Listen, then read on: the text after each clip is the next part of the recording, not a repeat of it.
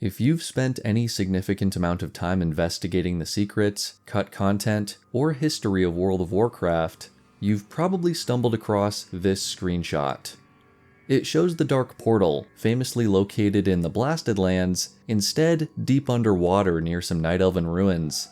This is the Bay of Storms in Azshara, one of the most remote zones in the game, and a rather unlikely place for one of its most pivotal lore structures. This image, taken from an early alpha version of WoW, has always given me a weird, liminal space type of feeling, and today I want to explain the true history of this underwater dark portal and speculate on a few theories as well. I'm not the first WoW YouTuber to cover this topic, but I've uncovered a few additional details that I want to share with you, and I'm curious to hear your thoughts. As always, thank you for the fun comments and support, and with all that being said, let's get right into it.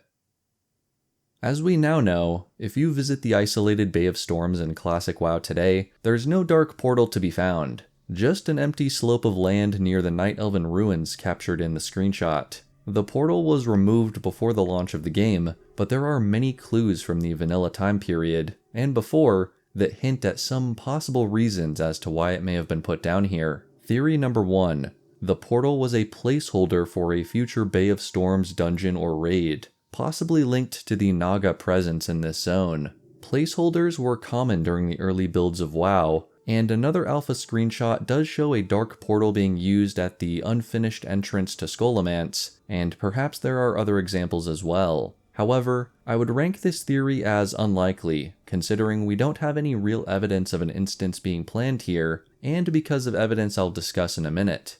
There is also an unfounded claim that it may have been related to the Azshara Crater Battleground, but those entrances are already pretty well established up at the Forlorn Ridge, and it's my belief the Battleground and this gateway were entirely separate. Theory number 2. The portal was actually going to be placed here instead of in the Blasted Lands. While it might seem far-fetched, this has the most evidence behind it, and the WoW Diary by John Statz even mentions this example directly.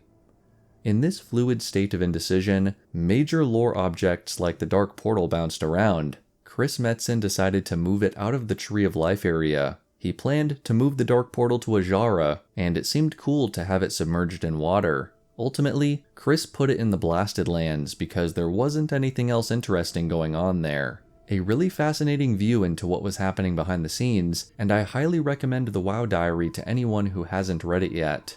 What I think a lot of folks dislike about this original plan is the assumption that this would invalidate all of the Dark Portal's previous history and its canon location in Warcraft 2. Though, with the portal in the Blasted Lands being destroyed at the end of the Second War, I'm sure the team could have come up with a lore reason as to why it reappeared off the coast of Azshara, maybe a new attempt to connect to Outland using different magical ley lines. This also calls into question how the portal frame works, or rather how it might have been explained. Was it supposed to just appear here when the portal on Outland was activated? I find it hard to believe a new frame could have been constructed here underwater. Just something to think about, and I think most of us can agree keeping it in the Blasted Lands was the most sensible move. With the WoW Diary giving us a pretty direct answer to the question, this is most likely the root of our mystery. But there's one more theory I want to present that could also be halfway valid. Theory number 3. The portal was going to be the original demon portal from the War of the Ancients. 10,000 Warcraft years ago, the Night Elf Empire was destroyed after the Burning Legion was first summoned to Azeroth. The ancient capital of Zin Ashari was ripped apart in the Great Sundering that followed, and the land of Azshara we visit in-game is one of the only remnants of its splendor. Could the underwater portal have been planned as a relic of this event long ago, perhaps with a retcon turning the gateway into a more distinct portal instead of the larger Well of Eternity? In a paragraph talking about Azshara and the Sundering, the Warcraft RPG book all but confirms this, stating, "A few whisper that the dark portal that first brought the demons to Azeroth yet remains, and rests under the sea waiting for someone to reopen it." This could be a bonus reference to the second theory, but I'm pretty sure it's talking about the invasion from the War of the Ancients time period. Kind of crazy this ended up in the RPG book lore, likely due to this temporary game asset that existed in the game for only a few weeks or months prior to the game's release. While no version of the Azshara portal is canon in vanilla WoW, and I'm glad it was put where it belonged in the Blasted Lands, it's interesting to see where one of Warcraft's most iconic landmarks could have ended up, a whole continent away from where players were expecting it.